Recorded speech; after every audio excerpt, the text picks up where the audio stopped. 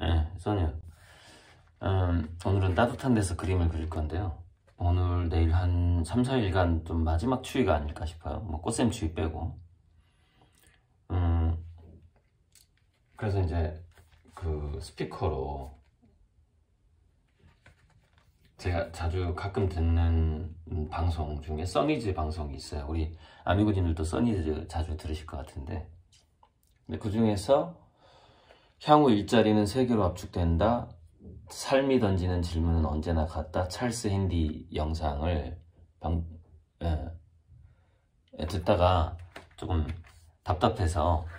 그러니까 무슨 얘기냐면, 예전에 왜 제가 이지성이라는 작가가 에이트라는 책을 냈을 때 도대체 미래학에 대해서 한 석 달 고민하고 책을 쓴 것 같다. 그 서문에 보면은 석 달간 고민했다는 얘기가 나오거든요. 그러니까 자기가 30년간 미래학을 고민한 게 아니라 석 달 동안 파악한 거죠.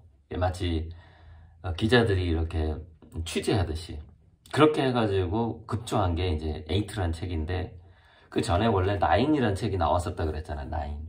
그래서 표지 디자인이 그 나인을 그대로 본다고 자기가 3개월간 취재한 거를 대충 8개로 나눈 거예요.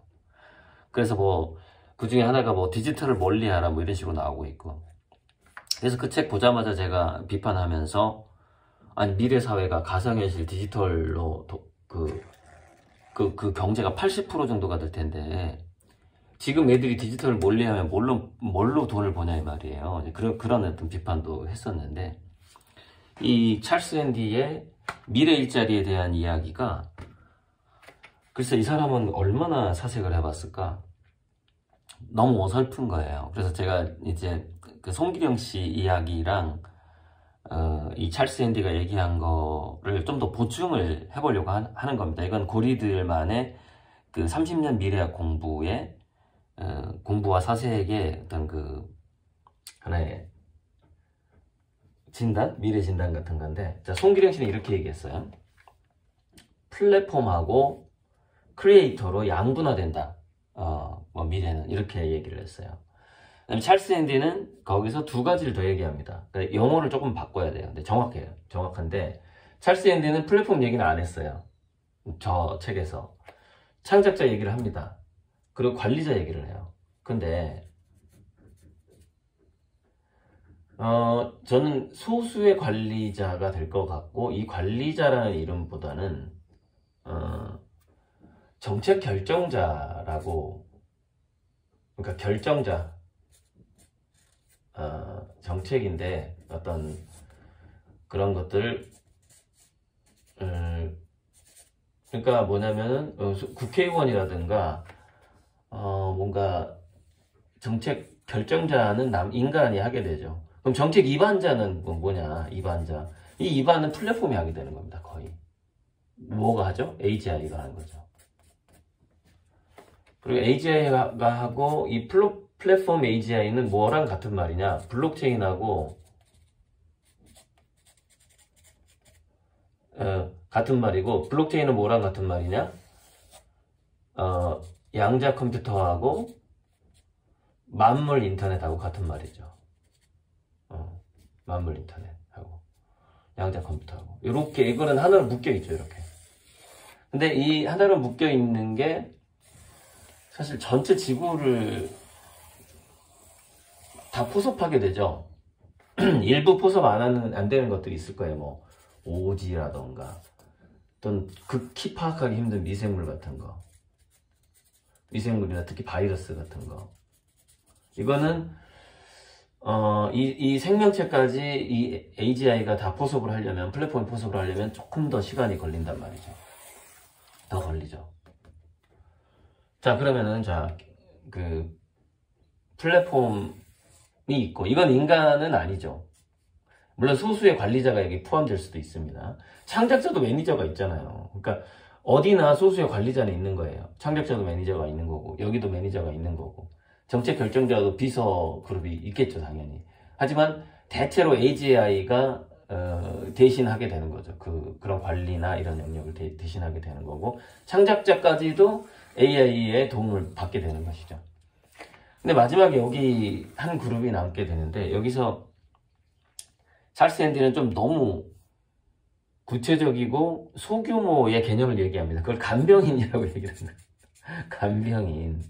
근데 지금 간병 로봇이 굉장히 발달돼 있어요. 일본 같은 경우에. 그러니까 이렇게 표현하면 안 되고, 자, 여기는 정책 결정자죠.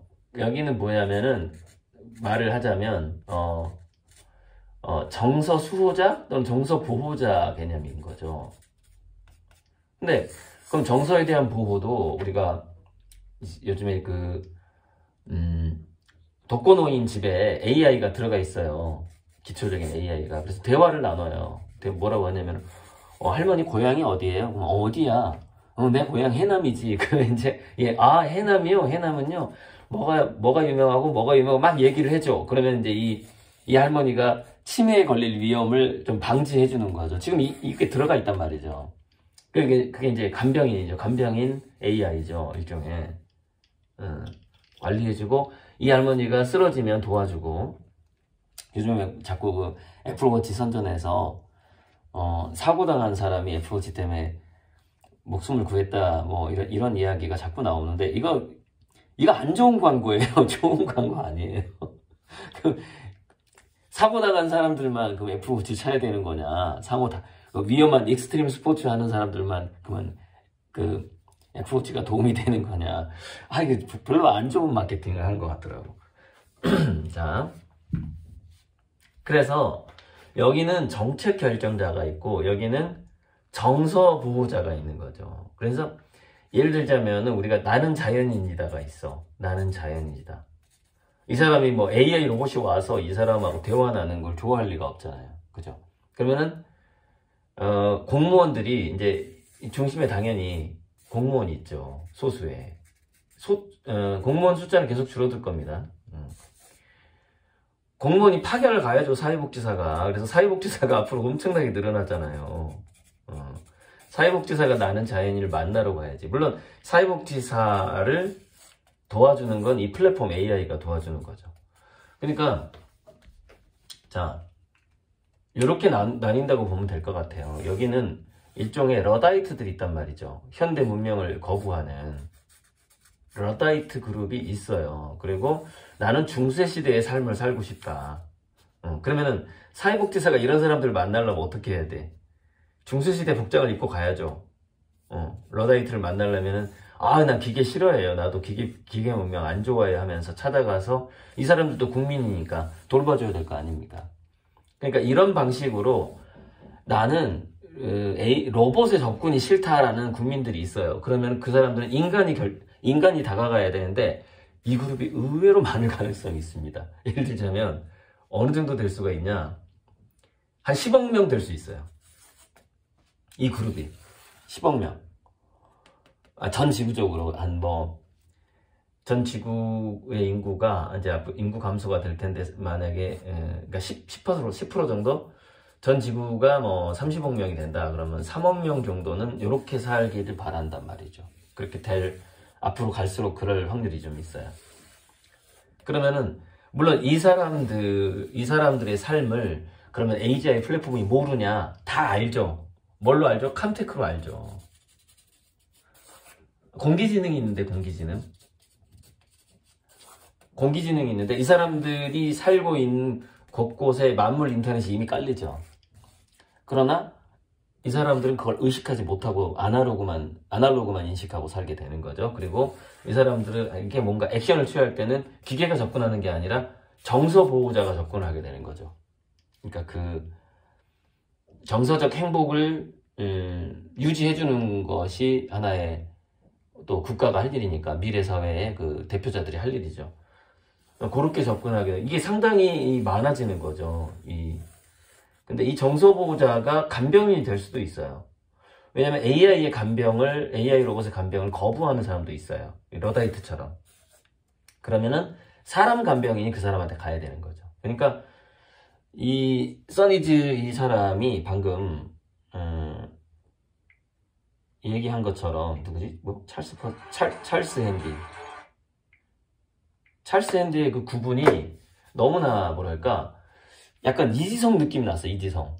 그러니까 너무 이렇게 뭐 거대한 이 카테고리가 범주가 분류가 안 돼 있어. 분류가 안 됐는데 에이트는 이런 느낌이에요.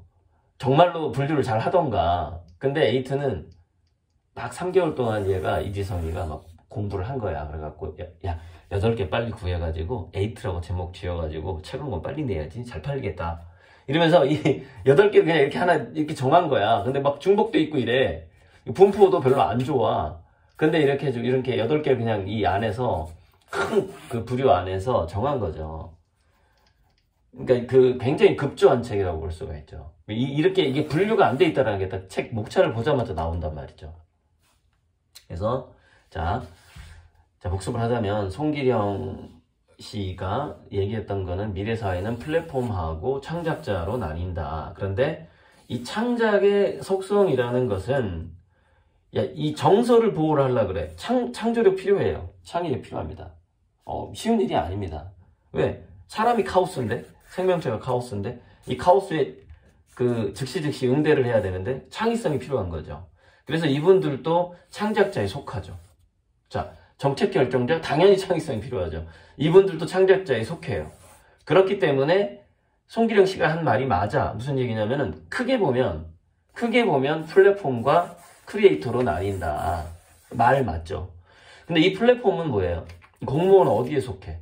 플랫폼에 속하죠. 왜? 미래의 공무원들은요, 뭐냐면, 이 정서보호자랑 좀 비슷해. 그냥 매니지먼트만 좀 하는 거야. 관리만 하는 건데, 이게 미래사회 공무원과 정책 결정자가 또 비슷하죠. 미래사회 정책 결정자는 크게 결정할 건 없어. 자, 뭘 결정을 하느냐.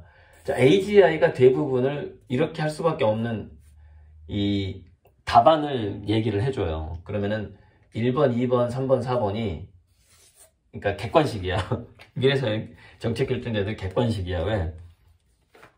AGI가 당신이 결정할 사항은 1번, 2번, 3번, 4번이 있다. 그런데 1번을 결정하면 인도 사람들이 좀 손해를 보게 되고 2번을 결정하면은 저기 러시아 사람이 좀 손해를 보게 되고 3번을 하면은 뭐 호주 사람들이 좀 손해를 보고 4번을 하면 한국 사람이 좀 손해를 보게 된다. 뭐 이런 거예요. 근데 전반적으로는 인류 전체에게 최고의 답안이야. 최선이야. 근데 그 자금이라든가 여러 가지 그 동시다발적으로 할 수 없는 상황이야. 예를 들어서. 그래서 1번, 2번, 3번, 4번을 AGI가 이렇게 정책 결정자들한테 문제를 주는 거예요. 그러면 여기서 이제 그러면 인간의 영역이 없느냐? 당연히 있죠. 이 정책 결정자 중에 한국인의 입김이 좀 세. 근데 AGI는 딱 이렇게 4개 중에 그 어떤 걸 선택해도 지구 전체에 있는 결과가 똑같아. 그런데 부분적으로 국가별로 좀 이권이 달라질 수 있어. 이것도 카오스니까. 그렇죠? 그러면 이제 한국인의 입김이 세. 그러면은 알아서 어떻게 돼요? 1번, 2번, 3번 중에 결정을 하게 돼. 근데 야, 인도는 좀 미국하고 너무 친하네. 아, 미국의 입김이 좀 세네. 그러면 러시아하고 호주가 손해를 볼 수 있는 2번, 3번으로 압축이 되는 거지. 그럼 어떻게 돼? 야, 우리 전 세계 그 다수결로 결정하자. 이렇게 되는 거야. 그러면 2번 아니면 3번이 결정이 되는 거죠. 그러면 이제 호주냐 러시아냐 이 두 그 집단이 어느 정도 손해가 보는 뭔가가 결정이 되는 거죠. 이런 식으로 정책 결정자라 하더라도 우리 객관식 문제를 푼다 하더라도 창의성이 좀 필요합니다. 창의성이. 그리고 매니지먼트도 돌발 상황이 있기 때문에 창의성이 필요해요. 그러니까 크게 보면은 창작자와 크리에이터와 플랫폼으로 나뉜다는 송기령 씨의 말이 맞는 거예요. 맞는 거지. 근데 전체적으로 보면은 이렇게 정책 결정자, 정서 보호자, 창작자, 플랫폼 이렇게 4가지로 나뉘게 되는 것이고 그 사이에 AI 로봇이 도저히 할 수 없는 부분을 공무원들이 하는 그 실행자들이 좀 있는 것이죠. 이렇게 한 5부류 정도로 나뉘게 되는데, 자, 퍼센트가 문제예요. 문제는. 퍼센트가 문제인데, 인구가 10억이다. 그러면 모든 사람은 창작자예요. 모든 인간은. 그렇게 보면 돼요. 근데 이제 전문 창작자가 있겠죠. 이렇게 굉장히 돈을 많이 버는, 저 같은 완전히 프로 창작자들이 있겠죠. 늘어날 거라고 봅니다. 프로 창작자는 늘어날 거라고 보는데, 자, 10억 명이다. 그러면 몇 퍼센트로 하자. 퍼센트. 그럼 정책 결정자는 몇 프로 정도가 될 것인가? 0.01% 정도? 공무원은 1% 정도? 창작자는 한 50% 정도? 이렇게. 그러면 대략 남는 거, 이거 정서보호자들도, 정서보호라는 이 큰 테두리, 친구가 돼주는 것도, 말동무가 돼주는 것까지도 이 정서보호자에 속하고, 현재 산책하면서 얘기를 들어주면서 시간당 10만원, 만원에서 10만원 버는 사람도 있듯이 이야기를 들어주는 것도 직업인 거예요. 그게 정서보호자들이지. 근데 이 직업이 상당히 많아지는 거죠. 그리고 이 정서보호자와 창작자를 겸업하는, 겸직하는 것도 많아질 것이고, 대략 인류의 50% 정도는 서로서로의 정서를 보호하면서 돈을 번다, 이렇게 보면 되고, 또 인류의 50% 정도는 좀 창작에 치우친 생활을 한다, 이렇게 볼 수가 있을 것 같고, 약 1% 정도가, 그러니까 49냐 51이냐 이건 왔다 갔다 할 것 같고, 약 1% 정도가 지금의 공무원과 같은 그런 어떤 관리자나 정책 결정자 역할을 하게 되는. 근데 이 정책 결정자가 블록체인 정치혁명이라는 게 있어요. 제가 책에다 쓴 거예요. 이거는 두뇌사용 설명서에도 썼고 인공지능과 미래인문학에 썼는데, 이 정책 결정자가 다수결의 1, 2, 3, 4번 이 객관식 문제를 끌어내는 데 있어서 전체 인류의 의견을 자연스럽게 볼 수 있게 됩니다. 그러니까 AGI가 전체 인류의 의견을 모아서 만드는 게 1, 2, 3, 4번이에요. 그러니까 정책 결정자와 창작자와 수호자, 정서 보호자가 분리되는 게 아니에요. 직접 블록체인 정치를 하는 겁니다. 창작자도 정서 보호자도. 단지 이 사람들은 이제 이 1%는 뭐를 해야 되냐면, 우리가 매번 이거 1번, 2번, 3번, 4번 중에 이걸 선택하기가 신경이 쓰일 수 있어요. 그러니까는 좀 대신 당신들이 선택해라. 왜냐면 우리 전체는 뭐냐? 인류의 99%는 뭐예요? 이미 1, 2, 3, 4번을 선택하는 데 있어서 AGI가 최선의 답을 끌어냈다라는 믿음이 있단 말이죠. 믿음. 그래서 뭐라고 안 해. 알아서 결정해. 근데 이 내부에서 약간의 정치가 있을 수 있죠. 근데 정치의 담합이라든가 정치의 영역은 굉장히 크지를 않아요. 그 비리가 있다거나 요즘처럼 절대 있을 수가 없어. 왜? AGI가 다 관리하니까. 플랫폼을 관리하니까. 아주 약간의 차이인데, 그래도 한국인에게 유리한 결정이 나올 수가 있는 것이죠. 그 정도. 그래서 미래사회의 고위 공무원의 지위라는 것은 대접을 못 받죠. 그냥 거의. 그러니까 자기 능력 대비 엄청나게 이제 공부하고 AGI 연구하고 그런 사람들이 물론 정책 결정자로 올라가겠지만은 즐겁지가 않죠. 좀 어려운 일을 떠맡아야 되는 게, 그야말로 이 정서보호자처럼 서번트 리더십으로 가지 않으면 자기가 이 대다수의 창의적인 놀이활동 또는 창의적인 예술활동을 하면서 사는 대다수의 사람들을 자기가 이렇게 불편하지 않게 잘 놀아주세요 하면서 멍석을 깔아주는 역할을 하는 거죠. 잘 놀아주세요 라는 서번트, 종이죠. 종. 지금도 종이라고 얘기하지만 실질적으로 종은 아니죠. 말만 종이라고 하지, 정치인들이. 근데 진짜 종이 되는 거예요. 플랫폼 시대에는 AGI가 나오게 되면 진짜 종이 되는 거고, 정서보호자들은 종이 아니에요. 친구예요, 친구. 그러니까 미래의 정치인들은 진짜 종이 되는 거고, 귀찮은 일을 대신 해주는 하인이 되는 거고, 정서보호자들은 친구고, 친구. 창작자들은 뭐라고 해야 되지? 이게 평민이죠, 평민. 그러니까 미래사회 그냥 우리가 크리에이터라는 것은 그냥 평민이야. 대다수가 그냥 평민이 다 창작자가 되는 거예요. 그리고 이제 크게 보면 다 창작자 영역에 들어가는 거고. 됐습니다. 이 정도만 할게요. 이게 이제 제가 생각하는 미래사회의 사회의 섹션, 구도죠. 구도가 이렇게 가는 것이죠. 써님.